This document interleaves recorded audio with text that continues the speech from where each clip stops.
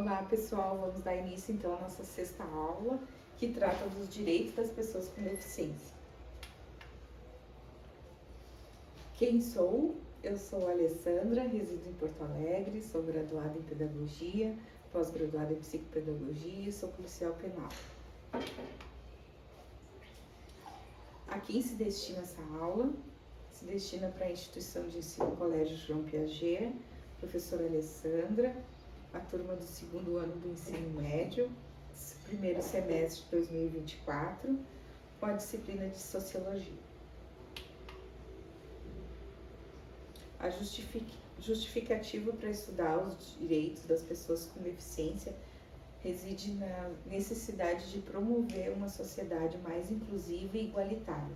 Historicamente, indivíduos com deficiência enfrentaram discriminação e exclusão em diversos aspectos da vida, desde o acesso a serviços básicos até oportunidades de educação e trabalho. Portanto, entender e promover esses direitos é essencial para garantir a dignidade e a plena participação dessas pessoas na sociedade. Objetivos gerais: compreender a legislação nacional e internacional para proteger os direitos das pessoas com deficiência, socializar os estudantes para as questões relacionadas à inclusão e acessibilidade, identificar as barreiras sociais, físicas e atitudinais que impedem a plena participação das pessoas com deficiência, promover a igualdade de oportunidade e o respeito à diversidade, capacitar os alunos para atuarem como agentes de mudança em prol da inclusão e os direitos das pessoas com deficiência. Conteúdos programáticos: a legislação nacional e internacional, tipos de deficiências e impactos, a inclusão escolar e profissional, o empoderamento e a autonomia. Legislação.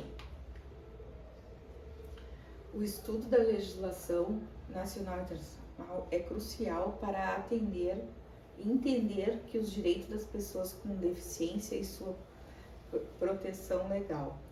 Aqui está a base da explanação sobre cada um dos principais documentos, sobre a Constituição Federal, que diz respeito às pessoas com deficiência, que estabelece os princípios fundamentais com a dignidade das pessoas e a igualdade perante a lei e a não discriminação, que são essenciais para a proteção desses direitos.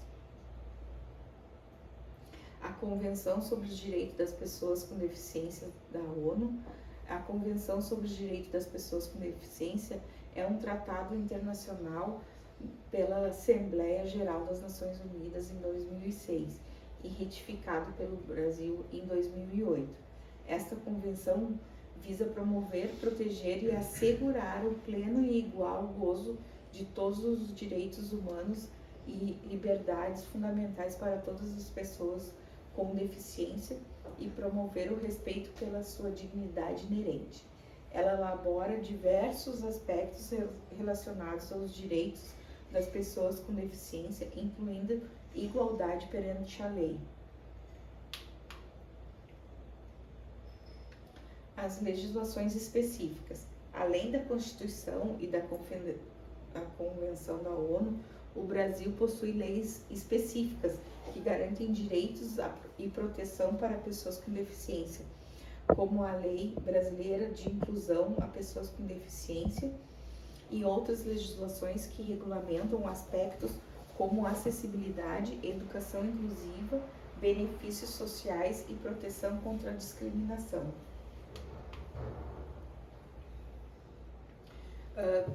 O estudo científico sobre esse tema refere desde sempre os portadores de deficiência sofrem preconceitos por terem suas limitações e dificuldades.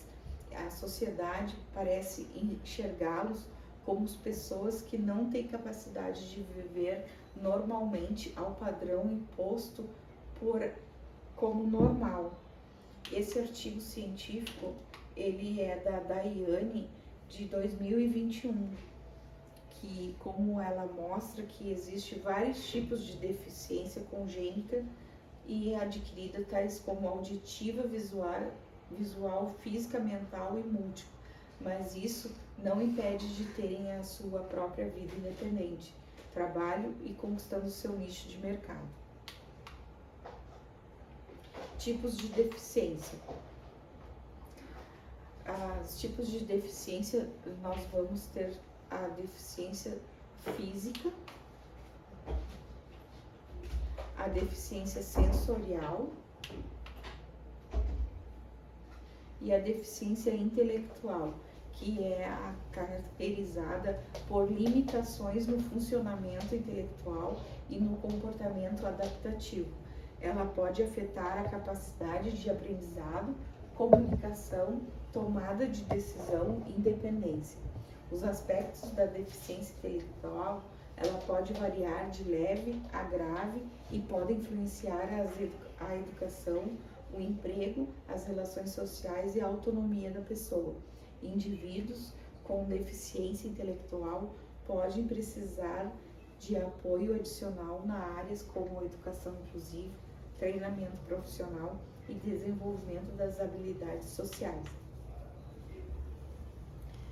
Compreender esses diferentes tipos de deficiência e os desafios enfrentados por cada grupo é fundamental para promover a inclusão e garantir os direitos das pessoas com deficiência.